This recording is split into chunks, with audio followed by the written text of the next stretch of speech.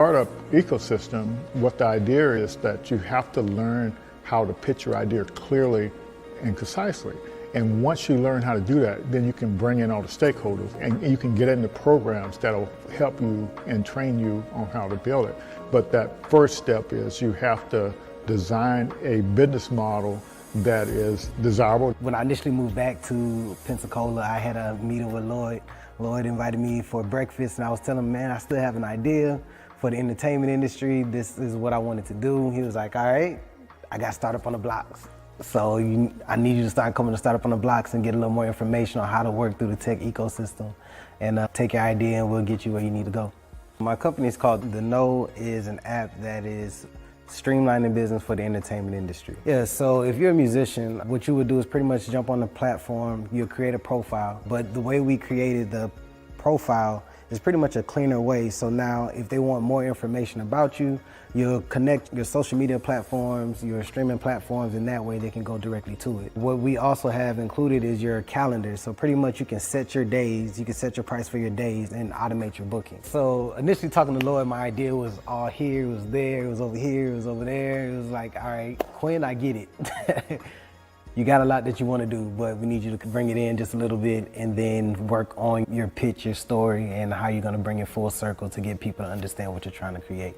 Most of the programs here wasn't inclusive, and so we said we'll focus on helping founders of color. We also start at the beginning of the thing, at the idea stage, whereas a lot of the programs you see here locally, they start after you're up, and that's not very efficient unless you have, if you don't have a lot of money, you can't recover from your mistakes. And the lean startup system, it actually helps you make mistakes faster before you spend a lot of money. You don't actually start building anything until you got customer buy-in. There was a need for small businesses to bring brand awareness to their business. I see there's a lot of makers and bakers that they're making all of these goodies and these products, but they can't market it, they can't sell it at the same time, and there needs to be kind of like that middleman, that middle person to help bring economic growth to some of the small businesses in Pensacola. So Taste of Pensacola, I came up with that idea during the pandemic when I saw things at that time that Amazon couldn't fulfill. They didn't even have those products, but the local people in the community, they did. And so there was a ton of people coming out saying, hey, I make masks. I'm like, wow, this is amazing. All the local people here that are just as talented that can actually make those products. And so I wanted to kind of showcase who they were. So with Taste of Pensacola, our income streams, we have several of them. We have the corporate America, we do corporate gifting, just regular consumers, different Pensacola natives that don't live here that want to purchase our boxes, like a taste of weddings, distribution. So we also do bulk sales. So for a private airline, if they want some local snacks and goodies on their passenger flights, they will come to Taste of Pensacola and we will source their vendors here locally. And we'll give a small business owner an opportunity to have reoccurring monthly sales. I've always had a really big vision for Taste of Pensacola. I knew that it could go beyond just local. I know that maybe other communities could possibly use the same platform that I'm trying to build. And I always have these big visions, but I never know how to even get there. Where do I start? I know it's more than, there's a lot of technical things behind it. I know there's a lot of research, but that connection, I never had it until, thankfully, I met and was introduced to Startups on the Blocks and was able to just learn more about how to grow it in terms of data. Things I just never thought about, framework, words like traction. There's a lot of things that I just did not know about in language that I need to know in order to get funding for my business. There's just a lot that I didn't know.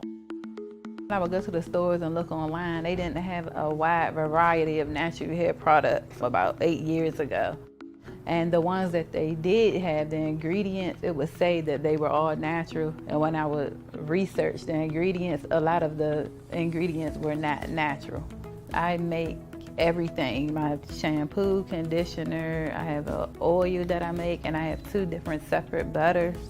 Like I had some people who were completely bald and grew their hair.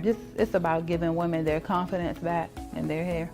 If I have this salon and then I have a second salon, and I have my products in about 5 beauty supply stores. So I need a manufacturer to keep up with the demand at this point. Startup on the Blocks has helped my business grow, send me to different people. I'm able to do different pitch competitions to apply for grants in the community for small businesses. Lloyd's a really good person to connect with. He has a lot of resources here in the community that can help small businesses grow. If you have a product out there and you're trying to go big time, he's the person that you would want to meet with. So it's really important to have some type of support because 9 times out of 10, most founders start out on their own. And to have somebody that has an idea of how the ecosystem works and is able to tap into other resources and bring back to the community, and that pretty much has encountered some of the roadblocks or going through the same roadblocks that we're currently going through and understands where you're at, your culture and how you respond to things, is a big help because you don't really have too many people that have access to what we have access to here in the community. And a lot of people believe that you have to leave and go to bigger cities to do the things that we're doing here. But I mean, it's one thing to have exposure, but you have to actually know it's here in the community in order to take advantage of the resources. So I get approached and I talk to friends all the time that wants to either start an idea or hear that I'm actually doing the app and wants to know more information about how are you doing it or what's the process, what's the path. I'm like, man, we have somebody here, Startup on the Blocks, Lloyd Richard. And Lloyd is here, he's a great resource to the community and to founders that's trying to learn the ecosystem. So join Startup on the Blocks. Hey, how's it going, Ray? Hey, what's going on, Lloyd? How are you doing? Fantastic. Glad to have you back and with your new branding here. Looking forward to hearing more about that. Yes, sir. I appreciate it. Thank you. Always a pleasure. Yeah. Let me give you a good introduction. I'll let you do. I'll put you up on the screen here and let you do a short introduction of yourself here. Yes. All right. So just for maybe 1 to 2 minutes or so, Ray, just introduce yourself. Yeah, so my name is Ray Arceneaux. I'm a founder of Black Tech Mafia.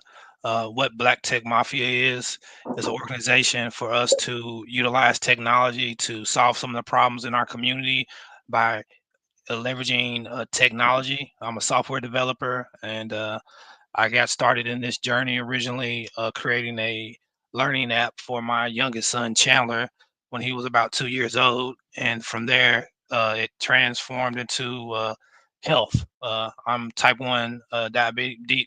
I have type 1 diabetes. And so I created a diabetes app to help me manage my A1C that originated during the pandemic. As we know that a large percentage of those who passed away from the COVID-19 also had diabetes. And so at that point in my life, I wanted to try to do something that was meaningful and purpose. And started the A1C plan, the diabetes healthcare company, and then now the rest is history. So. All right, we're gonna kind of backtrack on all of that stuff so folks can learn a little bit more in detail about your journey. And folks in our audience, feel free to use the chat to ask questions. I think I know on the StreamYard channel, the Facebook channel, and maybe the YouTube channel, you should be able to make comments and they show up here so you can ask questions of Ray as we dive a little deeper. But first, I'm going to give a little shout out to our sponsors and partners. And of course, we couldn't be here without them. And so that's what's so important about to kind of recognize them and for some best practices out there, whether you're a startup or a nonprofit or any kind of organizations, you have to have some partners to kind of help you fulfill your mission. And so, Ray and I, we met through the Blacks in Technology Foundation through the startup program.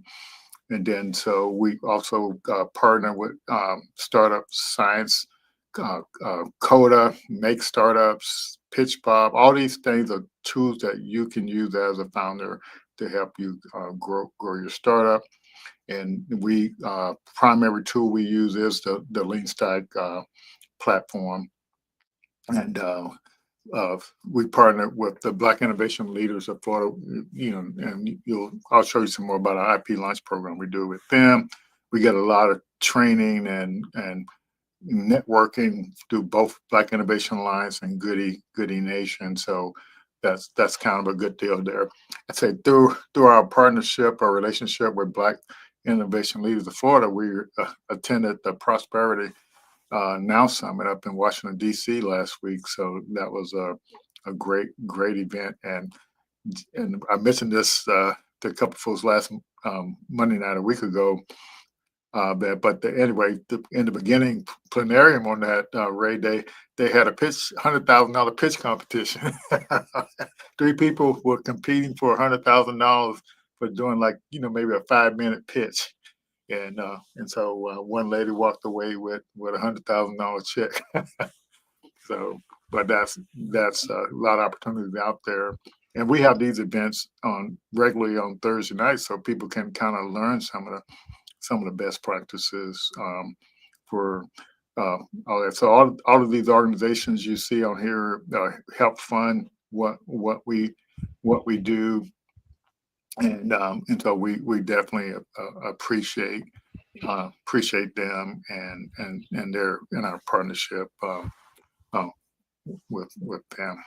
So so part of a startup founder best practices is that we want to make sure you have the knowledge to build your business and grow your business. So in the lean stack,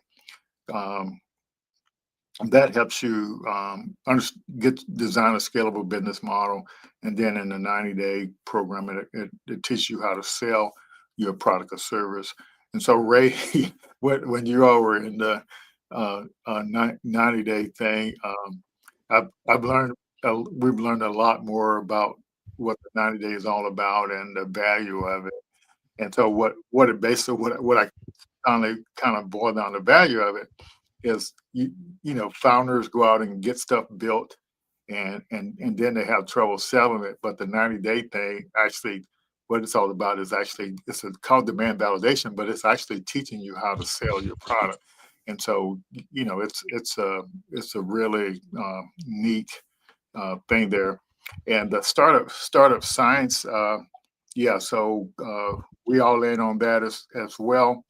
And that's about doing operations of your startup. And Ray, you all have access to this thing, but you probably hadn't been in there a while.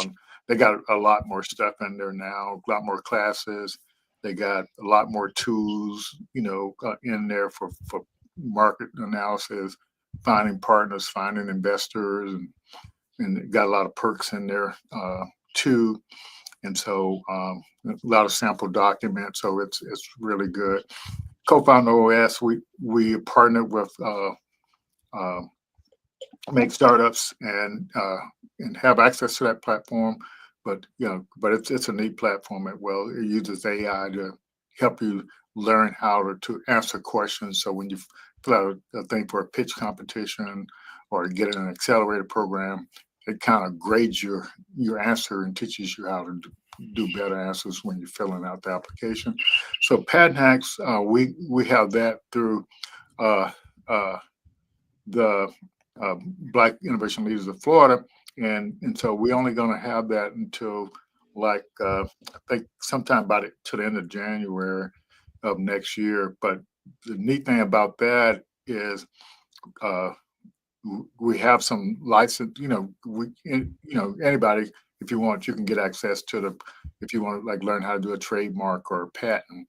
But we also have some license to file for a patent or file for a trademark. So that's available, but you need to take advantage of that as soon as possible. It's on our Cocoa Institute Get Started page. Just click that link for Patent Hacks, and then you can kind of take advantage of that opportunity. Yep. So and the other thing that's changed in the coming year. So with our Lean Stack program, we have unlimited license for you to have access to that business model design training, but that's going to change at the end of January. So if you haven't gotten access to that, you need to get access to it immediately if you want to have access to the platform. If you get a license now, you still can continue But right now we have unlimited. But next year we're gonna be limited to 100 licenses, and so that's Ray. So you all up in Memphis, if your Blacks in Technology group up there want to get some licenses of that, we can work that out so they can get the free licenses to do that. And the good news for that is we also have the prompt that takes you through it, AI prompt that takes you through it and generate the stuff as well. And that prompt also includes the updated prompt includes the 90-day stuff as well. And see, I'm gonna be nice today, and I'm gonna throw that prompt in the chat. And Yeah, right. yeah, I'm gonna throw that in the chat.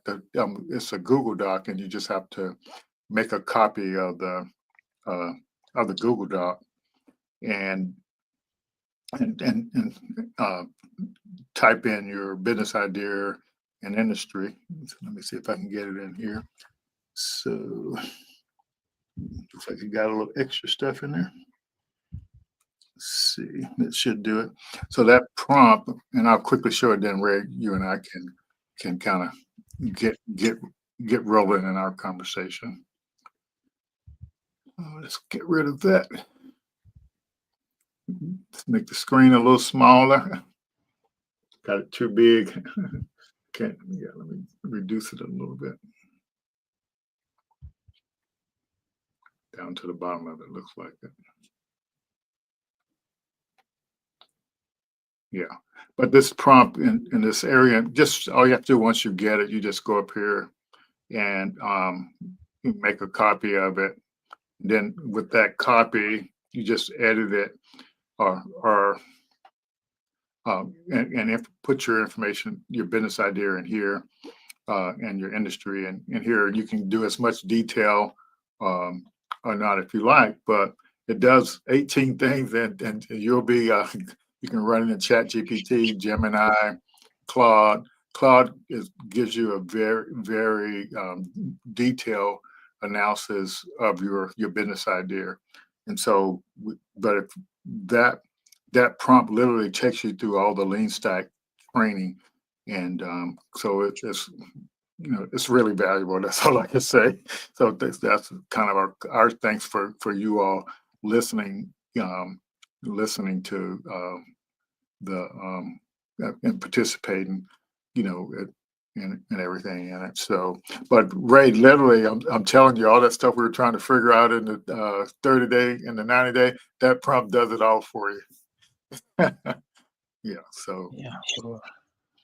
So things are a lot easier than they used to be. A lot easier than they used to be. Yeah, thanks to AI, for sure. Yeah. Yes. So hopefully, your folks up there that's doing entrepreneurship can kind of move forward. Yeah, we're we definitely try to make these resources available to everybody, but we do focus on helping Black founders to kind of move forward. And I think Ray, that's kind of where your area is too. So what's the vision behind this Black Tech Mafia thing you got going on here? Well, it was basically to get people's attention. Black Tech Mafia is going to get people's attention, so it was all about the branding. Okay. And then understanding how technology is right now, especially with AI, what it can do for us, right? We have so many of these problems that have been systematic problems within our within this whole ecosystem of us trying to start our own businesses. We think about Dr. King and what he fought for was not only civil rights, but it was also economic rights, right? Jobs, right, yeah. employment, education. So Black Tech Mafia is trying to pick, some of that for our younger generation to understand that they have something that our ancestors didn't have, that my grandparents didn't have, and now this thing called AI. As I met Robert F. Smith a few weeks ago here, and he came to Nashville, and he called this the fifth industrial revolution. So Okay. that's the whole thing about the Black Tech Mafia, is to take that idea of solving our problems. We're already by nature very innovative, creative, beans, we push the culture, and we make everything pop. And now we have something called technology that we can leverage, and we don't have to have millions and millions and billions of dollars to do it, but we have what I call this hustle. Yeah. So you take Black Tech Mafia, you think about the mafia back in the days, and it was a negative connotation around it. But now you take that technology, and we're the Black Tech Mafia, that we're going to work together with other founders. We're going to Yeah. solve these problems within our community, and we're going to serve our community. So, the biggest thing within our community is that we have Black businesses, right? Yeah. But we don't have Black businesses that have create jobs, right? Yes. And more than likely, if we have a college student now that may go to a historical Black college and they experience that, but once they leave that college, they're going to go, more than likely go work for a predominantly white organization, right? And Yeah. so it's all about the economics. It's about the strategy. It's about using this thing called tech, AI, whatever you want to call it now, to start creating businesses in those high impact industries that also serve our people, but also provide our people's career opportunities and access to what we didn't have access to. You know, Yes. I so I say Black Tech Mafia now is like the Black Tech Country Club. That's what I want it to be. I want it to be thought of that's where we're gonna hang out. That's where we're gonna take our collective ideas and collaborate, not compete, and just solve some of our own problems and stop asking for external. We have to have some partners, but I believe that a lot of our problems can be solved within internally if Yeah. we cooperate with one another. So that's the mafia. If you think about how the mafia was, they worked together, they controlled, they just distribute, and they ran the rules, and there were different families. So the Yeah. mafia could be different founders, different organizations like your organization, Black Tech Mafia, Blacks in Technology, that we're Mhm. we're working together to solve a common problem, which is not only civil rights, but also civil rights. Is that one of the gentlemen that I follow, John Hope Bryan, that says all the time. So you said silver, like in yeah, money. Yeah, yeah, yeah. That's what he said. That's not Ray Arceneaux. That's all John Hope Bryan. So, but yeah, I definitely I like that idea of how we can take technology and especially now with this vibe coding. I mean, you had that conversation a few months ago about Yeah. how you can take a weekend to have an idea, and you can have a prototype or have a MVP in a few hours over the weekend. You can actually go test it. Like, Yeah. it's the best time ever, as everybody says, to start a business. You Yeah, know, so yeah, I was watching a YouTube video yesterday from Ash Marie, and he was talking about this same subject, the vibe coding. And so he said over the past year he had been experimenting with how to use, vibe coding, with to teach, the startup founder stuff and also developing stuff. But he said it was good for him. It was, he didn't. He still wants you to do the stuff in the lean time, but he said he mentioned that the vibe coding was good for internal tools at a minimum. So, making these applications for internal, but as you know, it's good for external stuff too.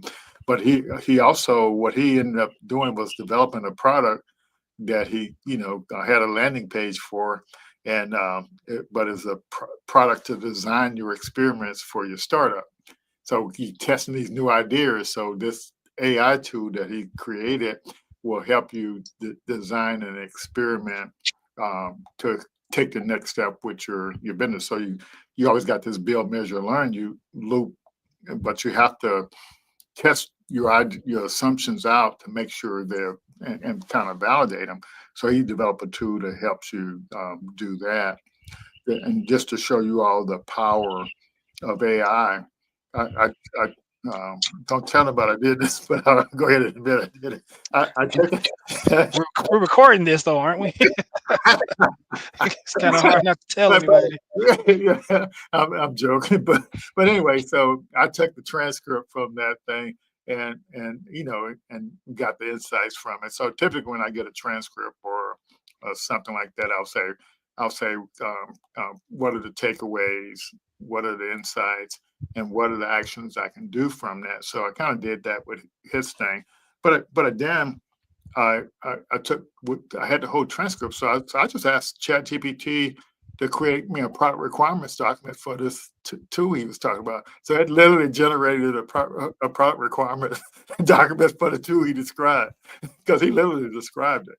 And that's what people don't realize, you know, when you describe your Black Tech Mafia, so the AI takes that transcript of that and it understands what you did, and and can build a business model around that.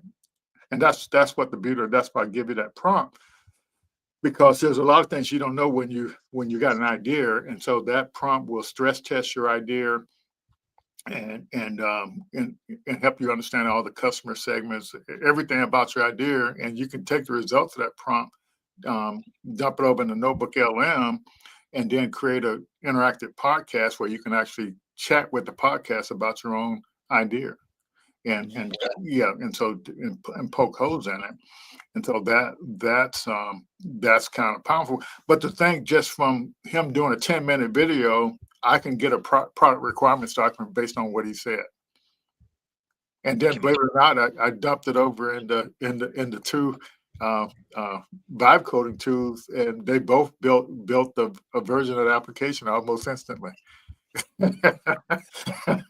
Yeah, and I tell people you can now in this day and age, the most important thing about a startup is speed now, because now everybody's gonna have these tools, Yeah, and so speed is gonna become a very important component to if you win or if you lose in this game, you know. And I think everything is a win, because if you yeah. lose, you only lose when you quit, you know. Yeah, So that's exactly yeah, right. And you're right about the speed thing. It's the speed of learning, it's the unfair advantage. So you got a product or service, so you need to learn as much as you can from your customers or potential customers, so you know how to keep serving them and keep that business going. And so an AI increase your ability to learn faster, and so that's the kind of the beauty of it.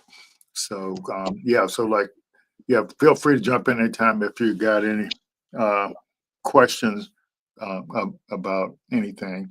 So so Ray, uh, you didn't just hop into um, this idea of all this stuff you're doing. So just give folks a quick background. So when you were high school or college or whatever, what you were actually thinking about, and just tell them a little bit about your career and how you got transitioned into tech, so folk can understand that. yeah. So my background, I first got into real estate at 18, straight out of high school. I skipped college, got my real estate license, did that for a few years, Okay. uh, end up getting a part-time teller job at a bank, and started working at the bank while I was selling real estate.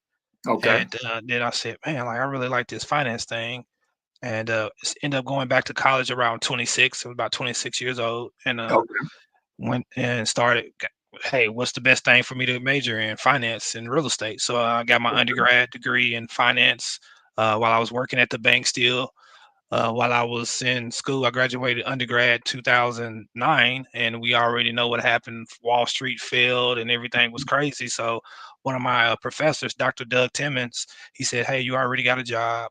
You know, it's not too many people that have jobs right now. I'll give you a little money if you want to go get your MBA." And I think that was the best thing I ever did for us career wise was listen to Dr. Timmons. And Okay. so I stayed in, got my MBA, went straight through. I graduated 2012 with my MBA, and then I went to go work for UBS, Okay. Financial Services, Oh yeah. on their trading desk. Trading So there. Oh, yeah, okay. on their trading desk. So that was a job that taught me a lot about finance, taught me a lot about like how like the real money, right? Wall Yeah. Street and everything. Yeah. And so I did that job, and I was there for about 4 years. And I was, trying to move up, and those barriers were right there for me. And I was like, well, at that time I both two sons, young sons. One Yeah. was a newborn and then a 3-year-old, Gotcha. and so I wanted more for them. And so I actually strategically planned my exit from UBS, Okay. and And for probably about I did that 2016, and worked on some things, and I met this man by the name of David Wiles here in Okay. Nashville, a VC, big time man, big money, always in the community through my stepdad. And he asked me what keeps me up at night, and I told him about this idea, which was like a nonprofit, Sons. It was all about social justice and everything at that time. And he said, "Well, tell me a little bit more about it." And then at that time, that's when my youngest son was kind of like starting to learn how to read, and we were Mhm. trying to teach him how to do his ABCs. And so I Yeah. created a learning app for him. And Okay. so when I created that app, I went to a few div shops here in Nashville, and one told me it would be like 10,000 for MVP. Another told me about 50, and another one told me like $100,000 or something for the app. And they're But one, probably right back yeah, then. and then one of the ladies told me, she's like, you know what? You created this MVP type of product, and your technical writing is like someone that's already been in, tech. You should think about a career in software development. And I was like, I didn't know anything about software development. So that was probably around 2016. Okay. And then in 2017, I saw a interview, a podcast with Robert F. Smith. Okay. And he said in that podcast, he kept on, and he kept on saying the word Bezos. I'm like, Okay. what is Bezos? Like, and that's what Bezos has done. I'm like, Bezos, what is that? I wasn't putting two and two together. And Okay. I googled Bezos, and it pulled up Jeff Bezos, and he was talking about Amazon. I was like, oh. And so Okay. at the end of the interview, they asked him, what would he be doing without if he wasn't in VC, venture capitalist. He said, well, I will be, solving some real problems. I'll probably be a coder. Yeah. And so that's what really made me say, okay, I need to look into this software development thing. Yeah. And from there on, I went to the boot camp in 2018, and then the rest is history. Like, that's how I got into tech. So meeting him a few weeks ago was full circle for me, because that's the only reason why I really got into tech, after I saw him talk about coding and Jeff Bezos. And from there on, I just became obsessed with this tech thing. Yeah. Yeah. So what was that experience like meeting him? And it's still unreal, because I have been tracking him since 2017, looking at all his videos, following everything about Vista, everything. And so, him coming here and meeting him and being able to actually get him to, sign books for my sons and have a conversation with him and, meet his team. It was like, it's still unreal for me to really think like, wow, like that's how I got into tech, because I saw him doing it. And so that's really powerful, because that's what more of our kids need in the schools. Like, if we can see someone else do it that looks like us, then we can go do it. We can, it may not be at that level, but we all, something that Mr. Smith talked about before was, we all have our highest and best use within our community. You know, some of us are not all going to be entrepreneurs, but some of us might be able to go and work with the kids at the basketball camp or read to the kids. He talked about that reading, being able to expose the kids to more than just outside their neighborhood. So that experience is just like me passing it on for what I do with Black Tech Mafia and going into the schools and, and showing these kids the technology, because like they're brilliant by mark and how they can actually control it. So that whole experience is still being unbelievable the last couple of weeks. I think I'm still on cloud nine, just like, wow, like being able to meet the gentleman who actually got me to thinking about tech and how it's changed my life and my son's lives. And then, other people that I'm meeting that have the same passion about what they do in tech, and might not even be in tech, but still we all have that passion to want to give and do better. So remind people who Robert Smith is, because 'cause we just mentioned it kind of casual. Yeah, so everybody, he became mainstream when he did what he did at Morehouse College. Right, Okay. that was in 2019. So, but I started tracking him maybe 2, 3 years before then. Robert L. Smith, by trade, he was a chemical engineer Okay. and everything. And so he worked for Kraft, and he has a couple patents that he created.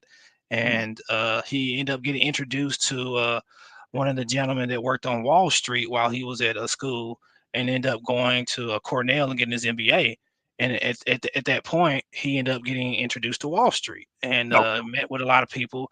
And so he went to go work for Goldman Sachs on their M&A team, mergers and acquisitions teams. And around I think he said the early 90s, 93, 94, when like the big, Yahoo and all the big companies are out there in San Francisco, he asked to, try to create a team out there in California and San Francisco that focused on tech companies because tech Oh, was kind wow. of big things. And Yeah. so it was hard work, knowing, being a craftsman of his work. And so he went out there and built up the Goldman Sachs M&A technology and ended up starting his own company. So he's the CEO, founder, CEO, and chairman of Vista Equity Partners. I believe they have over, was it $100 billion in assets? They own a portfolio of different enterprise level software companies that they go Mhm. in and buy and have these best practices that they spread across the whole portfolio.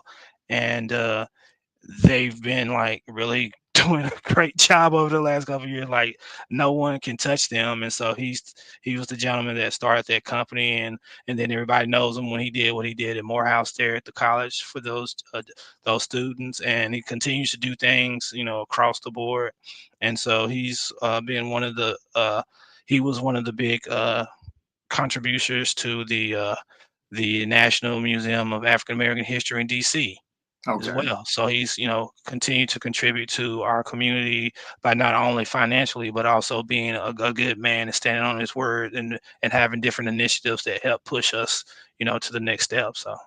Yeah. So like you when he came to Nashville and I guess you knew he was coming because how did you connect with him? So the event was about his book. So he just recently wrote a book, The Seven Lead Boldly, Seven Okay. Principles of Martin Luther King, and he was on the book tour. So he came to the National Museum of African American Music here in Nashville that we have, an awesome place here. And so he was here to discuss his book. And so he had the discussion. They said that they had, time for maybe one or two questions. And so when it came time to ask the question, I stood up and raised my hand. I didn't wait for them to say anything. And it's kind of hard to say no to someone who's standing up in a room full of 200 people. Sit down. No, you can't ask your question, right? Yeah. And so I had prepared a question for him way before, I had it already ready for me actually, and so I was able to ask him a question. I kind of gave him, I kind of laid it out for him because I know how he kind of thinks, and so I kind Yeah. of gave him a background. Hey, I've been tracking you. Like, hey, on a podcast back in such and such, you said this. Fourth Industrial Revolution, and then Yeah. on a podcast with Tony Robbins, you said, you're taking all your companies through something called an agentic factory, the Yeah. portfolio companies. And so he kind of knew, okay, this guy knows who I am. Yeah. Right. And so I asked the question, how, to all the community leaders that were there and other nonprofits and business owners, how can the African American community leverage AI to, pretty much get to the bag and Yeah. everything. And he answered it, and it was he said it was a beautiful question, everything, and he laid it out. He showed who he is and knows his stuff, and pretty much gave us the blueprint to what we need to do. Yes. And Okay. so that's kind of how I got to meet him. One of the Diana Williams out of Philadelphia. She's one of the co-chairs there at the museum, and she was like my angel that night because she was like, "Where's the young man with the gift?" Or answered the question, right? And so I had a gift for him too. That was the other thing. I know most of the time when he speaks and stuff, people always probably ask him for something. So Yeah. I wanted to make sure I had something for him, and I did was able to provide him some gifts, Black Tech Mafia merch, branded hat with his logo on it, his initials on the side of the hat, and some things about Black Tech Mafia, and was able to get on the stage with him and shake his hand and thank him first of all, like thank him for not giving up. That was one thing. My first thing when I asked the question, I said, "Well, first of all, Mr. Smith, thank you for not giving up on your internship," because he got an internship years ago at this company called Bell Labs while he was in high school. And that kind of started the trajectory of his life, being able to be exposed to some of those things. and was able to get on stage, shake his hand, thank him. He autographed 2 of the books for both my sons, and was able to connect with his people and be able to talk to him and kind of let him know what I've been doing. And so I'm working on some things right now for him, and I look forward to be sharing it with y'all in a couple weeks and stuff. But yeah, that's how it happened. Definitely it was definitely a God sent Yeah. opportunity. There was no way I could play it out that way like that. And was telling all my friends before that, yeah, I'm gonna meet Robert F. Smith, and I can tell some of them was like, oh yeah, you ain't gonna meet Robert F. Smith, but yeah, God made it happen. So it's been actually a great opportunity and experience. So That sounds great, man. yeah, So, yeah. but so you also went to some conference he was at in Atlanta? Yeah, so I went to the Forbes Black Summit in Atlanta, and he spoke there. A lot of heavy hitters, Van Jones, a lot of people uh, were there. That was probably one of the best community business conferences I've ever gone to.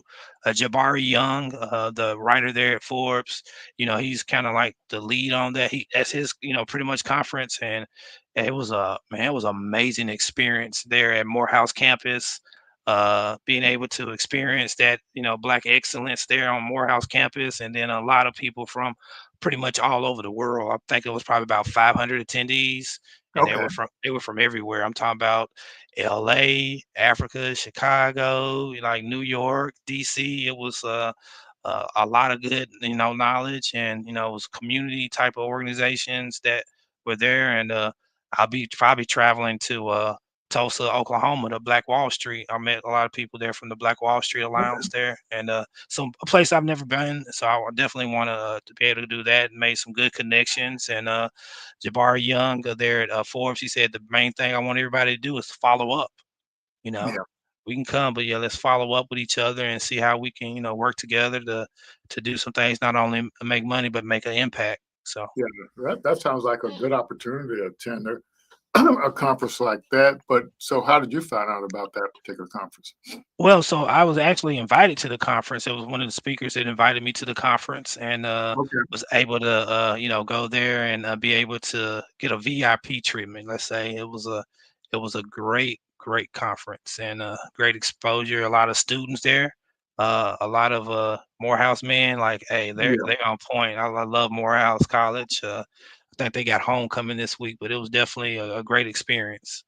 Yeah. So did you were you able to connect with him some more there? Was he there?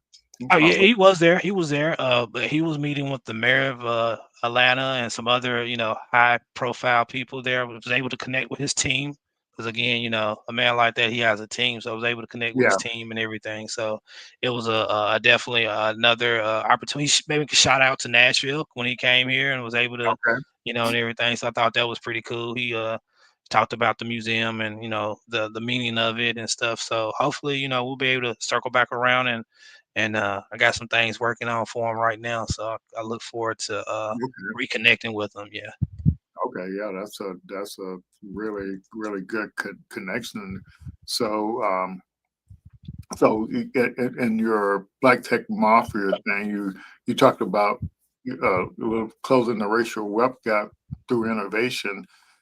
So what are the first step founders can take to make that real? Well, I think we have to kind of identify, those high priority, high market opportunities that, problems, right? Like Hmm. the sources. I always remember you saying this: fall in love with the problem and not the product or the Yeah. service, Yeah. right? So that's the first thing we need to do. We need to expand our horizons into different markets that, different problems that not only that are always going to be there, right? Like Yeah. diabetes is something that's going to always be there unless someone creates a magical shot or pill that makes it goes away. So I would just say, like, definitely identify a problem that has a high market opportunity for you to attack it, right? And Yeah. go with it, and then definitely the product market fit, and use AI. AI is like you have a business coach that knows everything about everything, right? And Yeah. the cool thing about AI now is, so I use Claude Desktop, uh, Okay. and Lord, you know, the MCP, the Model Context Protocol. Yeah. I've hooked up some of my own data now to Claude. Okay. So I'm just not shooting in the dark and typing up a prompt now. It knows exactly what I want and what I need from it. So I would say Yeah. what founders should do is start using some of these tools Yeah. that can, it gave me an idea that I never thought about. Yeah. I was like, "Oh, wow." Like, and because it had context to my actual information, Yeah. Yeah. all my data points that I've been keeping up, right? You can Yeah. connect it to your Google Drive, and Yeah. it can read all your documents. And so Mhm. I would say that would be the first thing that I would do if like anytime the problem, and I still write things out. I still take my notes. I still write charts out. So I Yeah. first start with that problem, and then like you said, that lean stack helps you identify those early adopters. That was one thing you continue to tell me in the actual accelerator, was that to find your early adopters, like who are going to be the most people that are going to be willing to pay you from day one. So I would say Yeah. to use AI problem, AI early adopters, and test it real fast. Yeah. Like Yeah. before you go into the weeds and thinking and don't test it. Like that's three things that I would do over and over again if I was a founder starting out in this age of AI. Yeah. Yeah. And so yeah, that's perfect. Yeah, because like the tools that are available now. So if you think about when the app you mentioned that you coded for to help your sons learn, and and the time you spent doing that, and then when you start working on your A1C plan thing, and so and the effort it took for you to get that off the ground, and if you were doing that today, how much faster could you actually do it? I could do that probably now within a couple hours now, me personally. Yeah. That weekend of the conference you all had there Easter, like I crafted up that family health tree. Okay. Like that Friday, Saturday, and Sunday. By Sunday, I had a MVP, Yeah. right? Well, And tell us about that particular application. yeah, so one thing I wanted to realize was like, so my grandparents had diabetes. My grandmother, my grandfather, who passed before I was even thought of, like they both died like in their mid 40s. Like, and I'm Oh, 45 now, right? yeah. And they had complications of diabetes, right? Gotcha. And so my sons actually are 40% more likely to attract diabetes because of me having diabetes, a parent having it. So Yeah. so I want to track that. I want them to understand that, hey, diabetes, high cholesterol, even mental health could be something that we need to like build generational health. We always talk about building generational wealth, but the family health tree is going to help us build generational health. And so what it is, I can put in my information about myself into this AI kind of family tree, and then I can add both of my sons and their ages and their names, and then I can add my parents into it, and then I can put their information, health information, my grandparents on both sides of the family.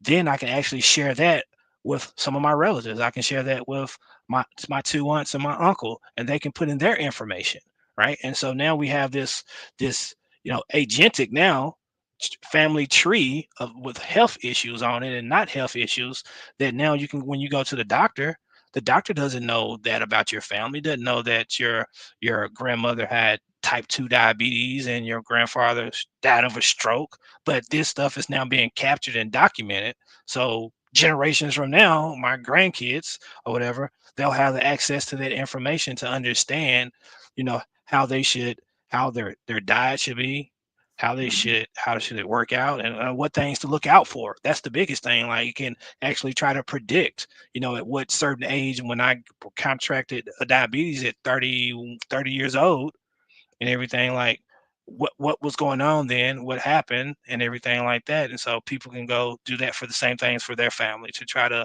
avoid those complications. Yes. So it sounds like, so what I've heard you say in three of the things that you did, you and you also said it kind of like Robert Smith did the same thing.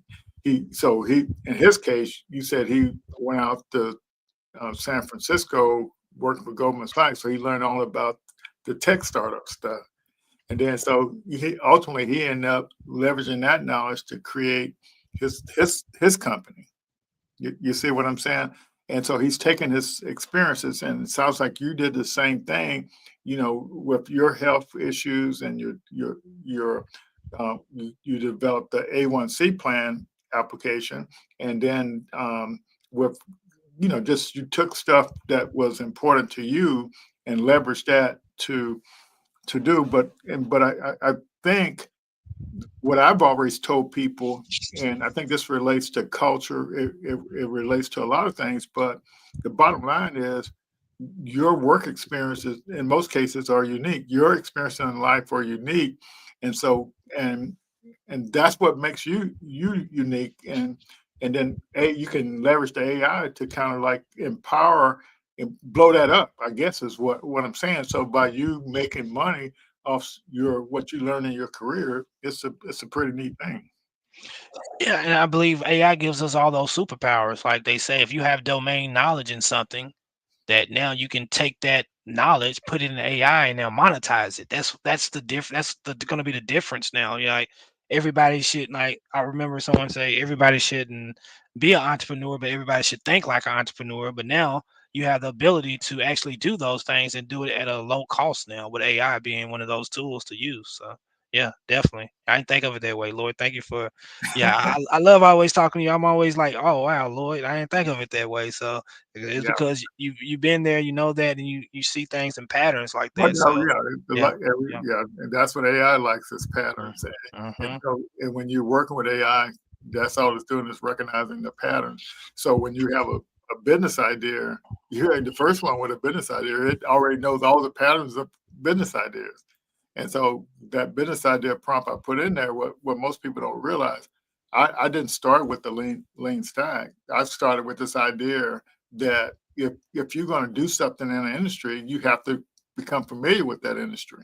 And so the first thing I say, well, if I'm going to build, let's say if I'm going to build a diabetes app, I would say I would want to know everything about the industry. So the first thing I do in the prompt, I said, who are all the stakeholders in the diabetes industry, and what pain points do they have, to get a better understanding. And then, but I don't know all the ways you can make money with that. So I asked the AI, what are the, tell me at least 10 or 15 different ways I can make money solving those problems. exactly. Yeah, yeah, But exactly. because you don't know all the ways you can make money, you don't know all this stuff, and that's where you can leverage the technology that's already absorbed all this information.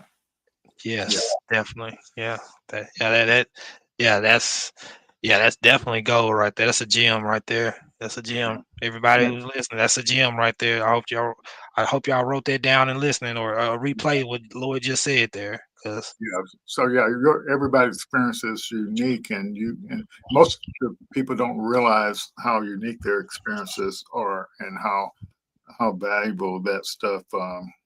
Yeah. So let's see. So at a minimum, what are the top three things that are non-negotiable you believe every mission-driven tech founder should prioritize? So, things that you have to do, they're non-negotiable if you want to succeed. I believe one thing that's worked for me is that you have to know the people that you serve, Okay. right? I believe in that, and that's kind of one of my personal mottos is that we're best suited to serve the people we once were. Yeah. And so I definitely believe for the things that I do is that I need to know the people that, have that same problem. I need to understand, their unique situation. So that's a non-negotiable for me. Like you actually have to know who your Hmm. end user is and what problem they have. Yes. Uh, I would say another one for me would be uh, one thing my grandmother always told me is that to listen. Okay. I'm good with words and stuff like that, but you have to listen it's twice as much as you talk. So Okay. being able to have that skill of being able to listen, not Okay. only to the words, but what market is saying, what things are going on, like being able to Hmm. observe, and also I think one of the most ones right now that we're all experiencing is to be able to anticipate uh, being able to pivot, Yeah, you know, because things are changing at a high level right now. So the speed again, back to that speed. So yeah. those would be the three things I say as a founder, you know, kind of know your end user, be able to listen and be able to pivot when you have to. Gotcha, gotcha. So yeah, so that's fantastic. When you were on back in March, and when the vibe coding had sort of kicked in a little bit, and somebody asked, I think on that, how do you keep up with all this AI information that's changing all the time? And I think you mentioned subscribing to this newsletter. There's an AI for that, I think is what you had. Yeah, it's a website called There's AI for that, and Mhm. now I have different agents that follow different things on and scrub the web and everything, and send me to my inbox like things that I have tags on. And so, Okay. so I'm actually using agents to help me learn and focus on Okay. the things that I actually want to learn. So that's another thing that So could walk us through what your approach for doing that. Yeah, so to keep up with some of the things that's going on with AI, I follow YC Combinator, because a Yeah. lot of Yeah. things, a lot of videos, they have different people that come on. So I follow that channel. So I have an agent that follows that YouTube channel. And Yeah. anytime that a new video is posted, it has fits a certain criteria, a subject or a word, Mhm. my agent sends that to my spreadsheet. I have my smart sheets Okay. page, and then it sends me a text message, and then Yeah. I get that link to that video. So that's kind of one way I'm doing it. And then also different coding information. So like the different platforms, vibe coding platforms like Replit is one I use. I think Okay. Lovable. And then Got what's the other one I use? Base 44 is some of those. And so I have like a channel, I have an agent that follows them on like updating their documentation and Yeah. everything. So that's kind of how I'm using it right now. And then I also use it for health, for some of the new health information that may be coming about diabetes, and following all the competitors in diabetes space like Dexicon and Abbott and some Medtronics and stuff like that. Okay. Medtronics. I use it to follow them to keep up on what they're doing in the space. So Yeah. Yeah. So I do a couple of things, and let me share my screen here to kind of show one of the things I do that took some of the stress of trying um, um, to keep up is so this looks like it's just an app. It's not a website that you can use, but this is Hux.com. I'll put it in there. And right now they're not charging anything, so I'm not sure what's up with that. But what happens is is that so when you first log on to the app, you kind of tell it what you're interested in, and you can also connect it to your email, um, etc. The and your calendar. So every morning when I get up, it knows what I'm interested in. So it tells me what's going on today on my calendar, and it tells me, what, my important emails or whatever. And but then it gives me all the news updates for the things I'm interested in. And so it's pretty neat. And then it has several, but you can also actually feed it information, and it'll generate podcasts for that. That's what I originally got it for, but I don't actually use it for that anymore. I just let it, keep. And what I'm really missing now is something to remind me all my tasks that I need to do every day. And so that's maybe I just need to create an agent, huh? yeah, I would do an agent, or if you're using Cloud Desktop, you Okay. can connect everything to that. Your calendar, your HubSpot, your LinkedIn, like Zapier, your Notion, everything that you have, you can connect it to Cloud Desktop, Okay. and you can just type in and it'll pull everything up for you right then and there, just one stop shop. I think that's what's gonna end up happening here. We have all these uh, Yeah, AI tools, and I yeah. believe is it ChatGPT? They already have like a AI store. So Oh yeah, someone's saying, yeah, yeah, yeah, yeah. yeah, they're gonna be like, it's just gonna be just as big as the App Store. The AI store is gonna be a total big store and stuff like that. So yeah.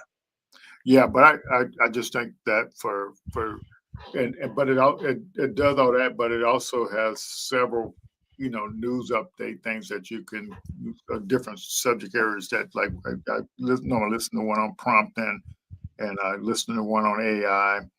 But you also can give it information or have it search for information and create a podcast for you to listen to. But that helps out a lot. But also leverage my Google feed on my phone as well, and it generally has a new podcast every day for all the things I'm interested in. So I don't have to worry about doing as much scrolling because it already knows what I'm interested in. Exactly, exactly. Yeah. And that's what people want to use them for. Like, we're going to be able to do things and save time and focus on those high volume activities in our lives. And it's going to be across the board. It's not just going to be in business. It's going to be in our personal lives as well. Yeah. Yeah, so I was coming from a meeting this afternoon, and so I decided to click on that app just to kind of see what was going on, and my Fireflies app has summarized every meeting, including the one I just left, and so it started giving me the updates on all the stuff from meetings and everything. It was pretty cool. I'm riding down the interstate. Yeah, so yeah, Speed, yeah, speed. Yeah. yeah, yeah. That is So awesome. Yeah. yeah, but it definitely takes a lot of the pressure off of staying up on top of things. But I definitely have to give a shout out to a bunch of the founders and like you and everything because everybody has unique ideas and when you hear these things, you can start synthesizing them to see how you can actually leverage them to help you move forward. And so so what we're all about here is trying to help you. If you got an idea, how do you stress test that idea so you don't spend years wasting time thinking about it? You can use the AI in a matter of minutes, or you know, but long as it's going to take is depending on what the way you do the prompt is maybe 30 minutes to get a good understanding of what the possibilities are with that idea. So, like, where do you see Black Tech Mafia in the next 5 years, and how can founders plug in now to be a part of that journey? Yeah, so I would say definitely let's connect. I always like to connect with other founders, see how we can bring in like our tech people into the eco space and leverage and learn from one another. And so whether I see Black Tech Mafia in 5 years, I would see us, expanding into different areas and different connecting. I definitely believe that going and visiting different cities and different organizations and coming together, collaborating would be something that I want to focus on. I'll be going out to California in a few weeks to a conference out there and talk. So I'm excited about that to connect with some people on the West Coast and that tech scene out there, and just to continue to push on with the health initiatives that we have in Black Tech Mafia, help other founders, while they're learning this whole thing uh, about AI and being a source to help each other, kind of just like grow the business and do that. And then the give back to the community here in Nashville will be to continue to work on some things. I'll go ahead and say it. So we're gonna do a AI youth initiative here in Nashville, inspired by Robert L. Smith when he asked the Okay. question. When I asked the question, and so this is my answer. The answer to that question is action. And Yeah. so I've reached out to a couple principals here in the high schools, and we're going to be kicking out the Black Tech Mafia AI Youth Initiative.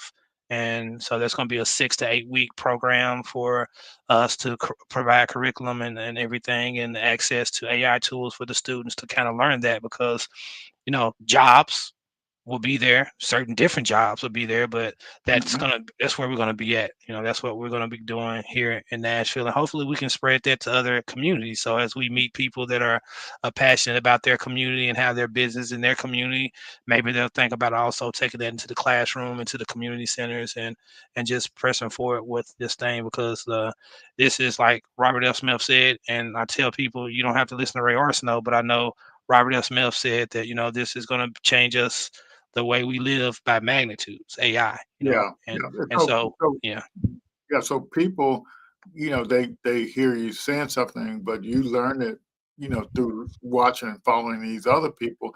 And so, but you have your unique spin on it, your personal spin on it and your life. And I feel the same way. So when I tell people about the startup stuff, they said they think it may be from all my experience. So yeah, I have a lot of experience developing technology, but but the deal is I'm taking standard information from the people who spend their life doing it and trying to relate the information to you as a founder. It's not my I can share the way my personal thing, how I leverage it and use it and how I learn it. But literally, a guy like Ash Murray that's been working with tens of thousands of founders and seeing how they do and who's successful and who's not successful and learning the experiments and what they do. So why should I create something new? I can, but I at least need to try to get this information, but I can put my own spin on it. And then like that other program we got, Startup Science, why wouldn't I listen to that guy? That guy's had 12 exits totaling several $billion. Why wouldn't I listen to him? Why should I try to reinvent the wheel and that information is already there? So we make that information available to founders. So you don't have to say you don't have access to the information because you getting the information from experts, and we're just helping you learn and helping you understand it and how to apply it.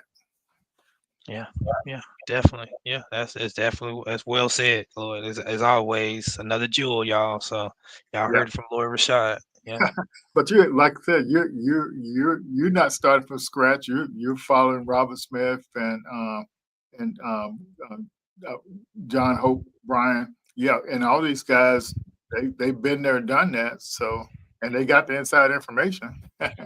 yeah, yeah, and that's what we do. Like I said, we all just got to do that in our own community and on our own levels. And Yeah, so we all got our superpowers and our highest and best use in our community. I really believe that. So, and if we continue to believe that and work for it, we'll continue to press forward. So, yeah.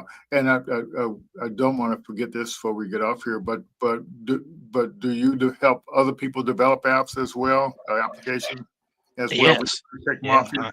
yeah, I do. That's one thing, to be an ecosystem for those people that are non-technical and everything like that. So, and I'm working with a lot of people that helps with Black Tech Mafia that have been out of work in technology, and everything. So that's another thing to provide economic opportunities for people that wouldn't got this training, and some of the people that I went to school with that don't have like 9 to 5 jobs in tech, but still have the ability to do it. So that's been something we've been doing, like just end up happening.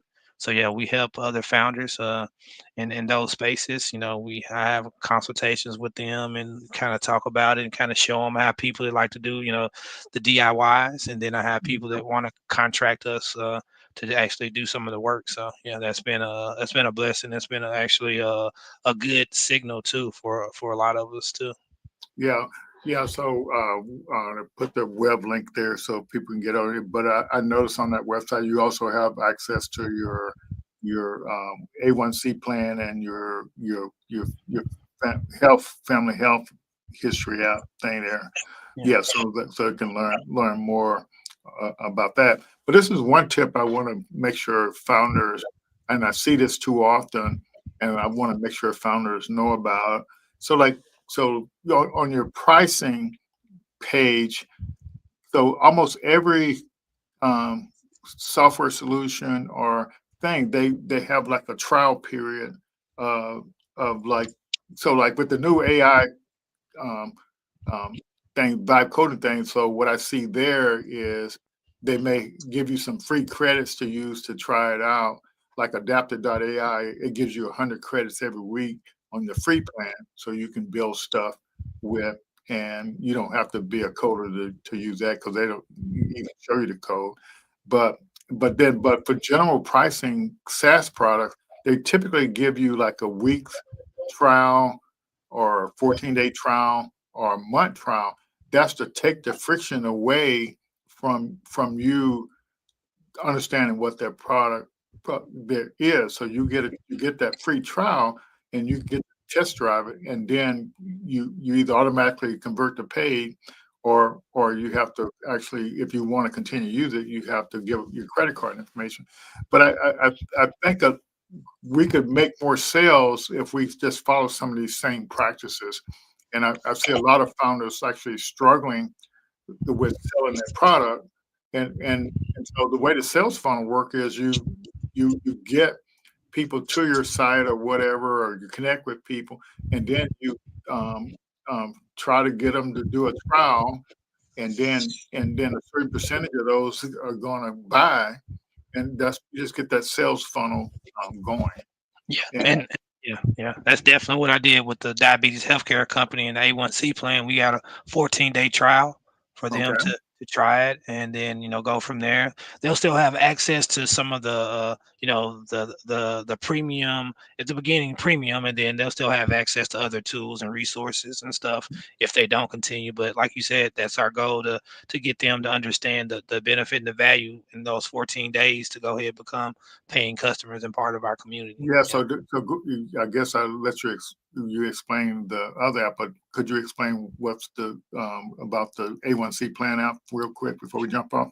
Yeah, so the A1C plan is basically it takes all the ecosystem of having diabetes. Having diabetes is about diet, exercise, your medication, your health, mental health. So it takes all this stuff to help you a more holistic approach. So like some of the diabetes apps now, they're just all about putting in your food and doing your numbers for you, but it doesn't do all the other stuff that accompanies with having diabetes. Because diabetes is a lifestyle change when you get it. And so that's kind of how it is set up to be something that'll be like that all in one. And then it's generated with AI. So now you Mm. have you be able to see your patterns and be able to share that with your medical provider, and then share it with a family member and all that stuff there. And so it's kind of your buddy, your AI diabetes companion. That's what we want to be like, the as you told me, the Siri of AI, not Siri, but the Chat GTP of diabetes care. That's what the A1C plan wants to be. Yeah. Okay. Fantastic. And I put the link to your solution page here so folks can actually see it. So, any last comment you want to make to the audience before we check out? Well, I definitely want to thank you again, Lloyd, for the opportunity. As Mhm. you continue to, give into founders there in Florida and all over. Also, I want to thank everyone that has continued to be with me on this roller coaster, and for the other founders and people watching tonight. Again, just continue to. I have 6 things that I always like to share with people, Okay. and so I always talk about, the new hustle is tech, but really I have an acronym I use. It's called hustle, and so I would say what hustle really is being humble. It's about having unity with oneself and what you do and what you say. It's all about sacrifice as well, uh, Okay. trust and love and endurance. Oh, And I that's would tell people to if you want to live a hustle driven life, just follow those 6 principles, and anything that you face, regardless of how big or how hard it may be, it won't be able to do you. And those are principles that my grandmother gave me as a praying woman, and so that's what I would give to people, to be able to do that. It's more about that, and then everything else will work itself out. Yeah, so one thing I'll take away from your conversation, that you it's like you don't have to start anything from scratch. Just you observe the people in your life, and the wisdom that they have. So you don't have to start from scratch. You don't have to start from zero. Yeah. You can move forward. So we appreciate you coming. If you just hang on just a second, next week we got a founder, I think out of St. Louis. and she's developed some using the 3D printing to do plant pots for do self watering, and so so she's been having a bunch of success. So we'll hear her share her story. I think her name is Kay Wells.